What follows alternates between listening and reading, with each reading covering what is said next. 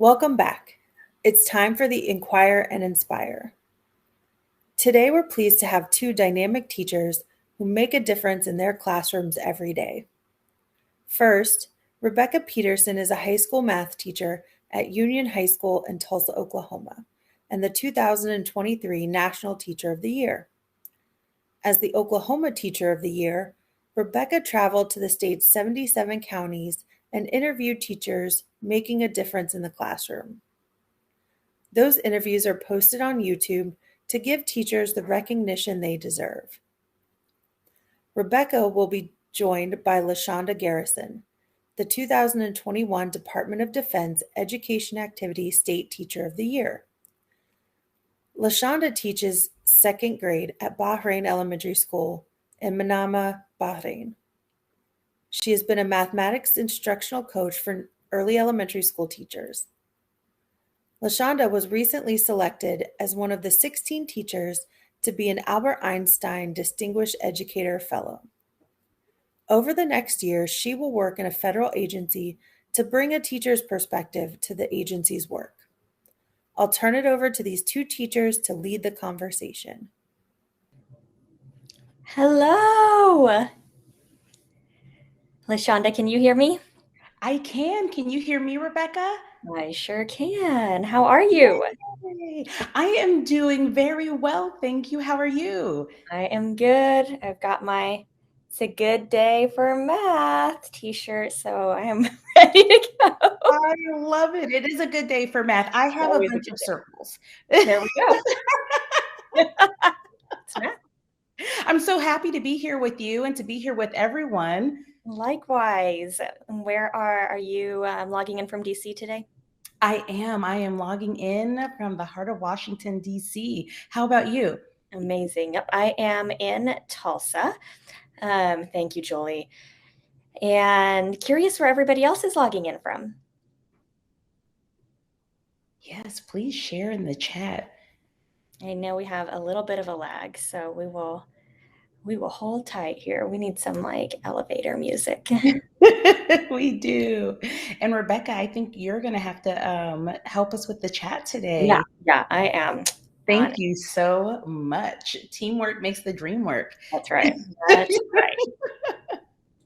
DC, Utah, Oregon, California, New Mexico. That's amazing. Alaska. Woohoo! Alaska. Incredible. North Carolina, Texas, going too fast for me to read even. Maryland. Oh, that's awesome. Incredible. It's so great to be with you all. It was just a beautiful day of learning, and Lachanda and I were talking earlier, and it's just always a good time to be with our math people. So thank you for taking your day and for taking your time. And we're so grateful to be here with you today. Yes. And this morning, I had the opportunity to attend the opening remarks and to be able to listen to those beautiful young women share about their journey with STEM was it was delightful. And one of the things one of the words I should say, that resonated with me was encouragement. And this might sound silly, but I have not associated teaching mathematics with, or even STEM, with encouragement. So as I was walking home from work today, that word just kept sticking with me, like encouragement. Like, what does that look like? What does that look like as being an equitable mathematics teacher, as an equitable STEM educator? What does that look like for access? So I'm just pondering and thinking about that word. Is there one word that resonates with you from the sessions you attended today? If you don't mind sharing that one word in the chat, that would be wonderful. Yeah, we would love to hear from you. What is a word or a theme? Yes. That resonated with you. Maybe particularly, let's start with the keynote if you were able to attend.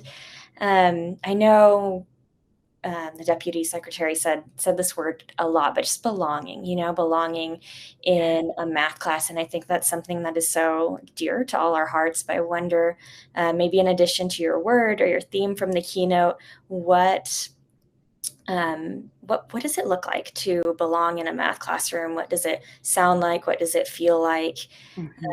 Yeah, I'd love to know your thoughts. Denise says one word that comes to mind is hopefulness. I had severe FOMO as well, Julie. Inspiration, aspirational. I love this one from Cynthia, teacher empowerment and support. STEMinist, wasn't that so great? Yes. Student empowerment, belonging. Oh, I see Wakanda math. I was able to get on, Rebecka. Oh, good. Oh, good. All in this together, all math belongs to everyone. I love that. Yes. There was someone who shared, and they talked about like how they got involved. I think I could have this wrong, but they had shared that a teacher, they were talking about their hero, their teacher hero, I think that's what it was. And they said that a teacher made them feel welcomed. And that like hit my heart, because I think about that a lot in just about all the spaces that I enter. Am I making people feel welcome? Do they feel welcome? Do I feel welcome? Yeah. And when she had said that, I was just like, oh my goodness, she felt welcome. Yeah. Yeah.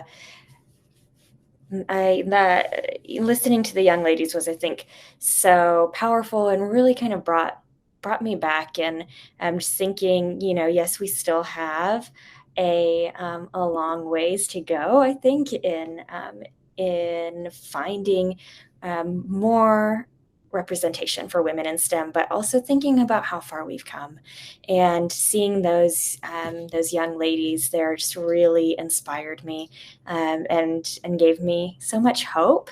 One thing that one of the girls said was, and I hope I don't misquote her, but she said, she was the one who talked a lot about art.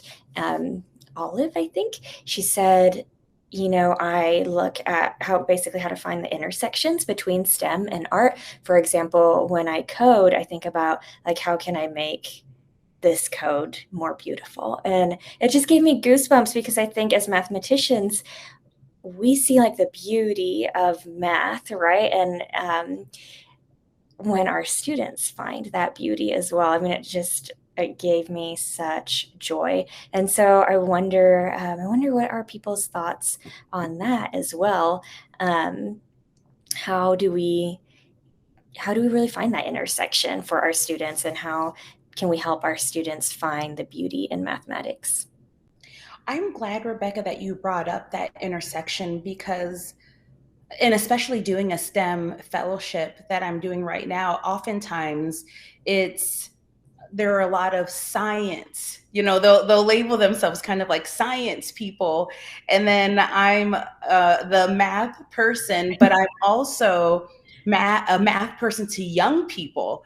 Yeah. And so it's just interesting that intersection, that you can be in STEM and have all of these different ideas and these things that you're passionate about, and that they can be woven together, and that you are welcome in the space, no matter what your niche is or what you bring to it, or it's not just for scientists or just for tech people or just for, like, it's for all of us. And STEM is just a way for us to enter into this space. I just think that's beautiful. Agreed. I love that. I love that so much. Julie says belonging, every student feeling safe and willing to contribute to the discussion, recognizing their value and also valuing the contributions of their peers. I love that. Mm-hmm. Dr. Wilkerson shared, I love hearing them talk about opportunities to use their creativity. What do you think about that and mathematics, creativity and mathematics? What do y'all think? Yeah, what do we think? I'd love to hear it. How do we instill more creativity in the math classroom? Maybe what are small ways too, think like sometimes we think of big ways like, oh, I need to do this project, um, which absolutely, like those are beautiful ways. But what about like small ways we can help our students see that math requires creativity? Mm-hmm. What popped in my mind at first are formulas, and thinking how some people don't see the creativity and beauty in mathematics. It's just we follow these equations and we get an answer. But there's so much beauty and creativity in it. So I'm wondering, like, how does that look? How are you all creative with mathematics? Yeah. Where do you see mathematics out there in creative ways? Voice and choice. I love that. Sometimes we let the students tell us. Yeah. Julie had an awesome session, and she had like a number talks example as just part of it, but seeing how different students solved it differently, right? And how there's creativity in that. And I love to say that like math isn't just about finding the right answer, right? It's about celebrating all the different ways that we can solve a problem. And I think Julie really highlighted that today. Deanne said giving students more opportunities to be the authors of their mathematics in Wow. posing problems and questions and solutions. I wonder if you can tell us a bit more, Deanne. I love that. Yes. Relevance, integration of topics, Mm-hmm. and simply sharing ideas, yeah, can enlarge one's creativity. I was in Jennifer Bay Williams' session, and she talked, which is something that I had found is very helpful with students, using images and stories, and how we can think about math differently by incorporating images and stories, and how we can get creative with that. Yeah, I think Jacqueline is right on the same page there. She says the best example is talking about math in movies like Spider-Man No Way Home Oh, before I love that expanding to idea. exploration with math and art. I love that. That is a great. That's a great idea. Chantel says, I tried to include students as student interests. I did a quick little activity where students had to research net worth of their fave celebs and or athletes and write those values in scientific notation and then order them from least to greatest. That's cool. That's genius. And Chantel, were I want to do that. me too. Were they completely engaged? Yeah. Yeah, I bet they were totally into it. I would be. That sounds awesome. And you could do that with a number of things too. Yeah. I love that. Jose has implementing UDL in the classroom. Rebecka, I have been really thinking a lot the last few months about using design frameworks, and not just in the classroom, but kind of just approaching problems and creating lessons and creating opportunities for learning. How can we have a design framework to kind of ground us? And just seeing that piece, how Jose is connecting it to creativity, is just making me wonder. I love that. Oh, there's some great ideas in here. Some kids picked all athletes. Yep, that would be my son.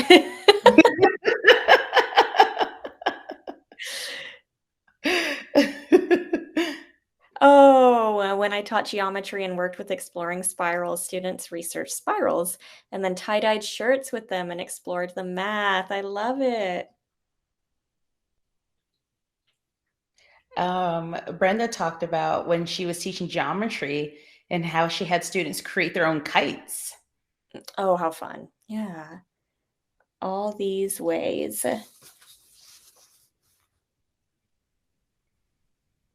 That's awesome. Uh, Such great ideas. One thing I think about being in a space like this, there are so many people to learn from, and educators have such thoughtful ideas and they're creative. So just being able to have all of these things that were shared by educators is powerful. it is. I agree. I totally agree. Um, yeah, well, I would be curious to know, what is like one takeaway you have from today? Rebecka, what's your takeaway from today? So, yeah, all the sessions are so good. I am, and I'm excited to go back and get to watch several that I wanted to be at and couldn't because of, time conflicts. But I really enjoyed learning more about Utah's secondary math pathways with Lindsay Henderson, and just I believe I read that the Algebra 1, Geometry, Algebra 2 model has been around since I think 1892. And I know that as someone who has taught Algebra 2, the way I it, I don't I don't love the way it's taught in my state, to be completely honest, and I feel like we're missing a real opportunity to help students be exposed to math that is really intriguing and authentic and truly like what they need to move on into college and career. And so seeing how Utah has really reimagined their pathways and really emphasizing student choice, I just think it's so empowering. And I am excited to dig deeper into that and continue to learn more about what Utah and other states are doing to really move our math learners, particularly our secondary math learners, I think, into today's teaching and learning environment. Wow, What about thank you, you Lachanda? for that. Gosh, I like you, I have so many ideas rolling around in my head, and also like you, I want to go back and watch more sessions. I think, thinking about young mathematics learners, we use explicit instruction for like strategies. So whenever I was in Jennifer's session that she had, that I think is either number 1 or number 5, I could be wrong. I have a picture of it here on my phone, but it kind of just validated that thought of using those strategies and using them explicitly and then incorporating games with them. I thought that was just very empowering.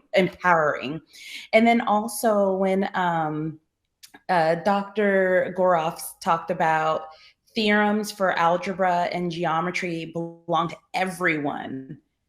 And really, that's mathematics in general. Like mathematics belongs to all of us. Yeah. And it's a way that we communicate. It's a way that we share. It's a way that we connect with one another. So there's just so many thoughts.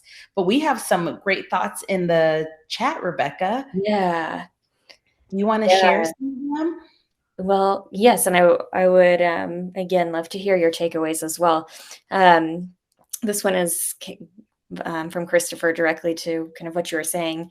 Math is all around us. Embrace it with an open mindset and be a good steward for how it can be used in all lifestyles. Emphasize virtues, not just skills. Great teaching must be, by definition, culturally relevant. I love that. Yeah, that's powerful. That Yeah, one is really sitting with me. yeah. I really like the reflection idea and asking students, what did you learn that is beautiful to you? Also being a learner of virtue. I love that. Looking at different ways to teach statistics and encourage some students to go in that direction, since many may feel that this type of math is more relative to the world around them. Yeah, Brenda, Mm. I agree, and I think she said at the very beginning of like statistics is, at least in our curriculum, often kind of like sprinkled throughout, but then it's also sort of the last or the first thing that goes, you know, if we're like crunched on time or something. So that hit home for me. That session was powerful. I have a question to ask the group. Is there anything that's challenging you right now? And it could be challenging you in a good way, or maybe you're thinking about something you learned and you're thinking about some challenges with implementing it, or challenges on where you could get support or buy-in. Is there anything that's challenging you as you're thinking about your next steps, or even from both days? Is there anything that's making you think like, how am I going to do this? We'd love to hear. Do you have any challenges, Lachanda, you're thinking about? Yes, I think my challenge was just when I had my fourth graders last year and we were taking our time on working with certain strategies, I would catch myself rushing or not giving enough time or not giving enough space. And that sometimes it takes time to learn new things and put those connections together. So explicitly teaching those strategies is very important, but also giving students time to let it sink in. And also to be honest, and this is more personal, but I'm reflecting on my students a lot. And I have been in this place of extreme learning the last 6 weeks. Yeah. With participating in this fellowship and truly walking out and being a learner and learning a whole new job or career, however you want to look at it for the moment. I'm really reflecting on our students. And a lot of them are learning these things for the first time. And there's so much productive struggle. There's a lot of emotions that goes with learning new things and trying to make connections to old things to make new things stick and mean something. Yeah. So those are kind of my challenges right now. That's really powerful, Lachanda. And I'm in a pretty new role as well. And I think with these new roles, I mean, we grow, but like there's some painful moments with them too, right? They're called like growing pains for a reason. But I think also as teachers, we're such like intrinsic learners, and that it is hard to learn and grow without change. You know, I think you need change in order to grow. And so I'm curious what are our thoughts on how we continue to change and grow and learn as teachers, and how is that important for us, and how is that important for our students? That's that magic word, change. Yeah. That change, and change, it can be very hard, and change is probably my challenge right now. Yeah. It is hard. It's so hard. Change is my challenge.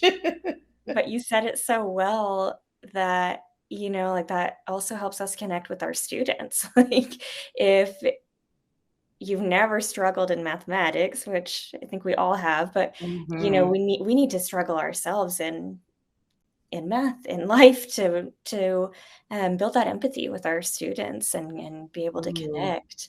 Yeah. Yes, build that empathy. I've been doing a lot of research from her last name is Imordino Yang, and she talks about the importance of emotions with learning, and change is very emotional. So I'm also thinking about our students in the mathematics classroom. And I remember having a student and I said, okay, we're going to do this word problem today. And he took off running. Yeah. And it was an emotional response for him. Yeah. And so that's just resonating with me right now, with just going through a lot of change and building that empathy for our students. How can we reframe that and not make it about me all the time? You know, I have to go through it, but also being empathetic. I'm glad you brought that up. Yeah.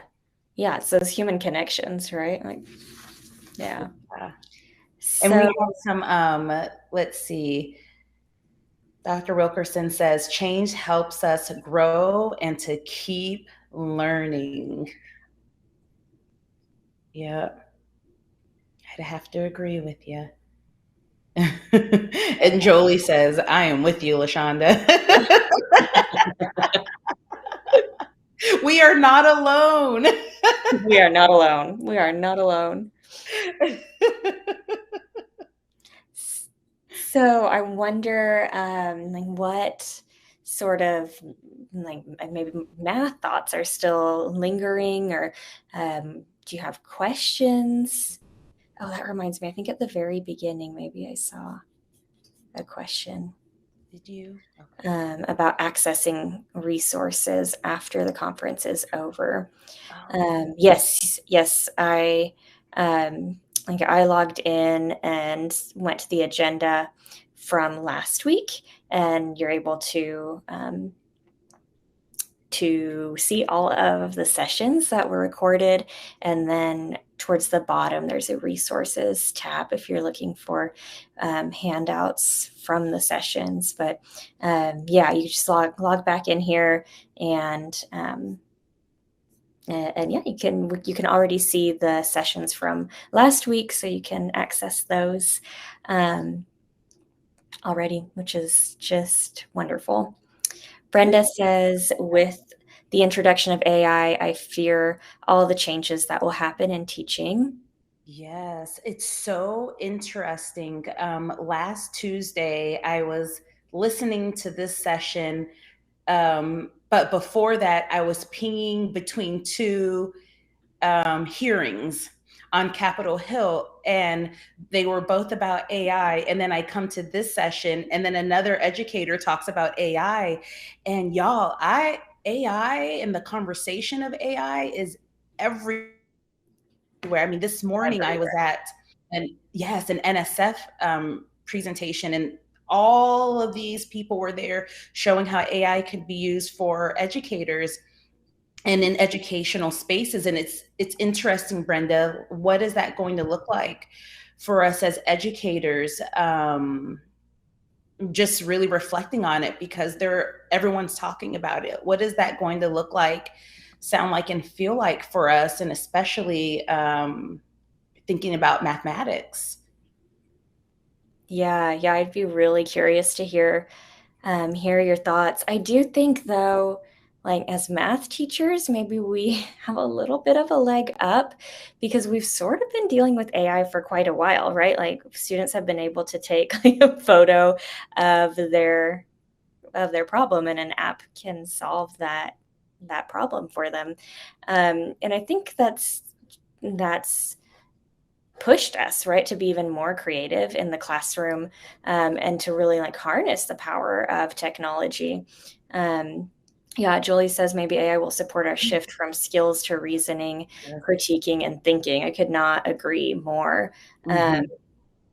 I love that. And that's what I'm hopeful for too, that we maybe now we can like expand the public's perception as well, that like math isn't just about computing. It's not even just about numbers. Like math is about problem solving and collaborating and creative thinking, Mm-hmm. and productive struggle. And I'm hoping that AI can sort of, support that shift as well, Julie. Christopher Mm-hmm. says AI will open up so many new frontiers for students. It is scary that it can do so much, and how it compiles information together, but it will definitely allow for students to tap into their creativity and passion areas, Mm. patterns, and predict future outcomes. And trend is a huge skill to have. Yeah, agreed. And I think it pushes us as teachers to be more creative. I was came out of the pandemic, but also sort of as a desire to like watch my students do their work more, because I was a little bit fearful that students were, using photo math, or just honestly taking a picture of their questions and sending it to the class. And so the 2020, 2021 school year, I flipped my classroom and my students interact with content that I created at home. And then in class, we get to work on the assignment or whatever you want to call it, the problem set together. And, it was really technology that A, allowed me to do that, and B, sort of challenged me to sort of need to do that because I was struggling with basically both AI and other students sort of doing students' work for them, right? And so for me, like, it propelled me to try something new, and now, like, I would never go back. I love that I get to do math with my students instead of doing math at my students. I love that. Every student has, it feels like an equitable environment where everybody has to interact with the content, right? So it's not just the fastest student or the loudest student. Everybody has they all have to interact with the content, and they can pause, rewind, speed me up, slow me down. So also everybody sort of gets to interact at their own pace in their own space, which has been really transformative for me as a math educator. And really, it was AI and technology that sort of spurred that change. I'm glad that you shared that, Rebecka, because I think AI is here. Yeah. How can we maximize its uses, but also still put up safeguards and boundaries that are respectful? I'm really curious to see how this is going to turn out. We have Dave here says, I hope that AI will get us to refocus our attention on our real goal, helping students improve their brain. I would love to hear more about that, Dave. And what are your thoughts on how it could do that? And Lindsay shared the influence of AI makes mathematical virtues even more of a priority for students. And Lindsay, I'm glad that you brought that up because I'm thinking about how mathematics is a tool that we can use to share our stories. It gives our stories validity with the numbers. There's a story that I love to share about students, and I remember one time coming into a class of first graders, and I was like, oh, I ate some cookies. My tummy hurts. And truly, the students ignored me. And I said, let me think about this. Oh, Miss Garrison ate 50 cookies. And they all looked at me. They thought that I was like going to pass out right then and there. It gave my story power and validity. And that's what mathematics does. It gives our stories meaning. So the human element of mathematics that I think AI won't be able to fully capture is our story, which is the essence of who we are, our human nature. And I think from what Lindsay shared, I'm just making the connections of just there's something about it won't be able to capture. Will we be able to recognize that and fully tap into who we are as human beings? What makes us human? What makes this human experience beautiful, and using mathematics to tell that story? I love that. Yeah, Dave shared, hopes and fears. And Julie asks, how do we support our hopes and reduce the potential fear? Ooh, that Brenda and Dave noted. Yeah, I'd be curious to hear thoughts on that. See if I can figure out how to pin Jolie's question. I know that's a really thoughtful question. Yeah. Thank you, Julie, for putting that in there. And then also thank you, Dave and Christopher, for sharing those thoughts. I think we're all having kind of these thoughts and thinking about what we've learned the past 2 days of the summit. How can we use that information to maximize AI's potential, but then also recognize the boundaries we might need to set in our classrooms?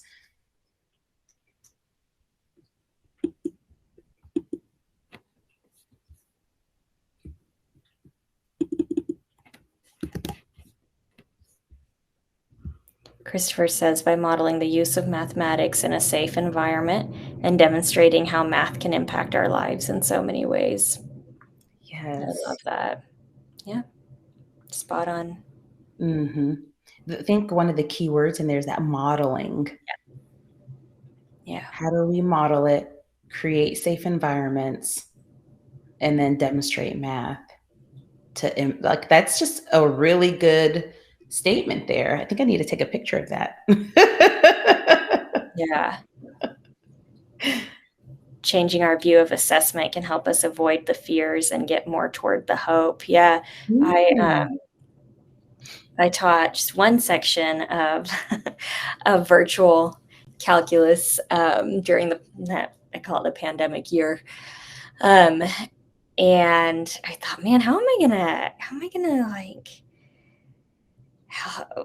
figure out if these students sort of know, like, a big part of the AP exam is free response, right? Free response questions. And it's really important for students to know how to write mathematically, right? And that can be sort of a hurdle for them. Mm-hmm. But one thing I did with that group, I had, I think, 3 or 4 sections of in person and one section of virtual, and I'd have them log on to Zoom, and they could write their thoughts, first, if they sort of wanted to kind of brain dump, but then they would tell me in words the answer to that free response, sort of like they were telling me a story, and I just thought it was just so powerful. And they sort of took on the role of teacher in a lot of ways, and Wow. getting to hear them speak beautiful mathematics so concisely and so clearly, and using just perfect vocabulary, right? Like, oftentimes we'd be testing it, they would just log in, and it would just be me and them. They'd be talking to me, and sometimes it just bring me to tears, and I just, again, I think, like, I keep bringing up the pandemic and AI because I think there is a connection here of, like, both. The pandemic just, like, forced us to rethink teaching and learning, right? And while it was so hard, and I do not want to go back, let me be clear, there were, like, pockets, they're hidden, little gifts hidden in pockets, right? That I think really challenged me in ways that I wouldn't have been challenged without that, and showed me new ways of teaching and learning that I never would have gotten to experience without those challenges. And so I'm hopeful. I'm hopeful that AI will challenge us in the same way, and maybe even, like, help us connect in new ways. I love that connection. I love how you just connected our experience with COVID and that internal struggle that many of us dealt with, and kind of like going back to that place, that uncomfortable place, Yeah. and using that because we know what that feels like, and using that to kind of ground us for what is to come, possibly, and that we can do it too, because we did do it. We did it. We taught mathematics online. Yeah. We used technology. I taught geometry, high school geometry online. Like, it was nuts, but we did it, right? Yeah. And if anyone would have said, "Hey, Lachanda, in a few years, this elementary school math teacher and math coach, you're going to be teaching high school geometry virtually." Virtually. And live, Yep. I would have been like, there's no way that ever was going to happen. So I think Yeah. maybe it's like us not saying, no way, that's not going to happen. I wonder if we need to embrace and kind of put our heads together. We have some of the most brilliant educators, and not just educators, scientists and thinkers around teaching and learning and growth. Like, I think that we could figure this out, Yeah. Yeah. I love that. We have amazing people in this space. Just in this math summit alone, it's pretty amazing and dynamic.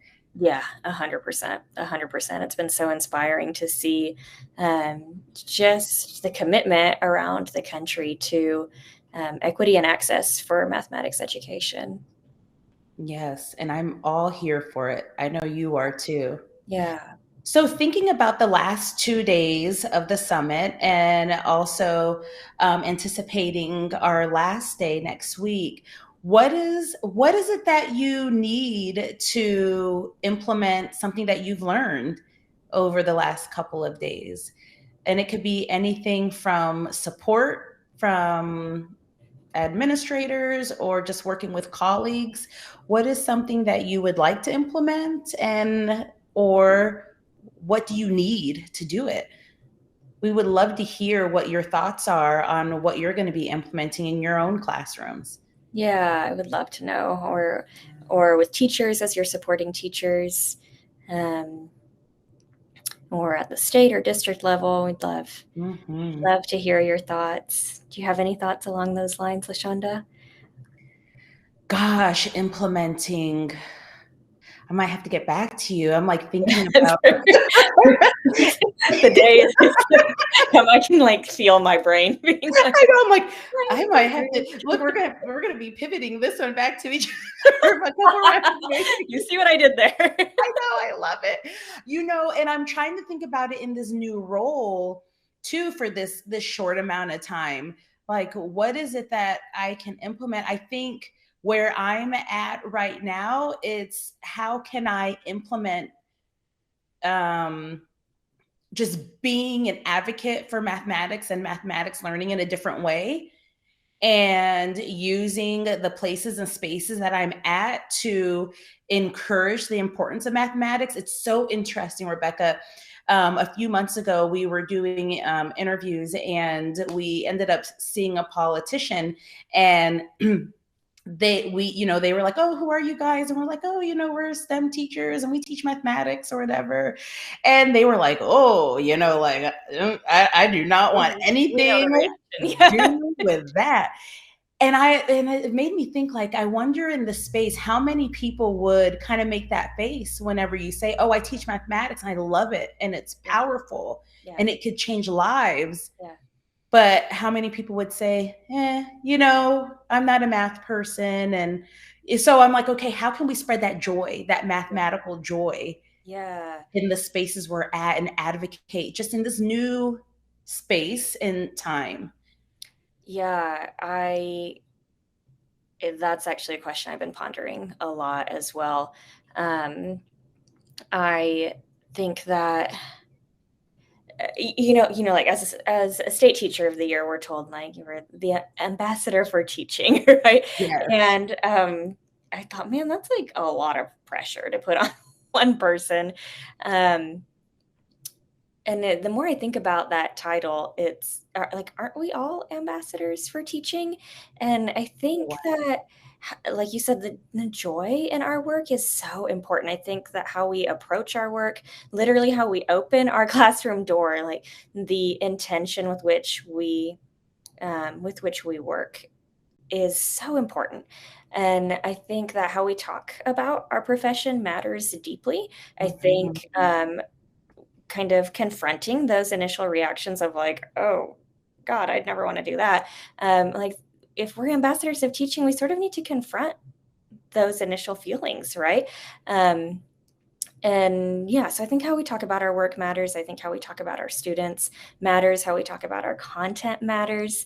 And I hope that, like, when people ask us what we do for a living, that we do what we do best, and that is educate our audience, right? Like, yes, speak to the parts where we still need help and we need work, we have work to do, but also speak to the parts that we love and that we hold so dear. Because I mean, here in Oklahoma, we're in a teacher crisis. 10% of our workforce is emergency certified, and we know that the big needs are math, science, and SPED. And so I just wonder, like, if we're not taking ownership of our profession as educators, who is, and so I think it's just so important that we own our story, both individually, like how we became educators, but also collectively, and how important this profession is. Because, like, if I asked you all to think of an educator who held significant impact in your life, I We bet all would have one. you could do it like that. And you wouldn't just be like, Mrs. Horde. You'd be like, oh, Yeah. Miss Mrs. Jenkins. Horde. You know, like we don't just like think about them. We hold them in our hearts. Yes. Years, decades down the road. And I don't know of any other profession like that, right? Where people remember us with such fondness for the rest of their lives. And so I hope that we all like become ambassadors for teaching, and I hope that we all sort of take on this mantle of raising this next generation to be powerhouses in our profession. I put in the chat, like, we don't need titles to be ambassadors. That's right. We don't at all. All of you amazing, beautiful educators doing the hard work day in and day out, that you are our ambassadors for this amazing profession. Yeah. Just so excited. We're getting some information here in the chat, and thank you, everyone. We're getting a lot of thank you. So thank you, everyone, for being here with us at the end of the session. We wouldn't be here without y'all. So thank you. Yep. It's been such a great day of learning and just like fellowship as well, right? I think it's just been lovely to connect with people and interact with you, Lachanda, and through the chat. I hope that everybody can carve out some time to attend next week, and if not, though, it's just so wonderful that we still have access to all of this great content. I know that there are sessions I didn't get to attend both last week and this week that I'm so grateful that I have access to those. And certainly, please don't hesitate to share sessions with colleagues or reach out to presenters if you have any follow-up questions. We are, more than not just happy, we're delighted to continue the conversation, even post-conference. So thank you all so very much for attending. Thank you all very much. Thank you, Rebecka. This was such a pleasure to host this with you. And check out her session today. Mine will be next week. And like Rebecka said, we have time to go back and watch some amazing sessions. I'm going to have to set aside some time because there are some that I missed. And I'm so grateful that we get to go back. So thank you, everyone. Have a great evening. Have a great evening.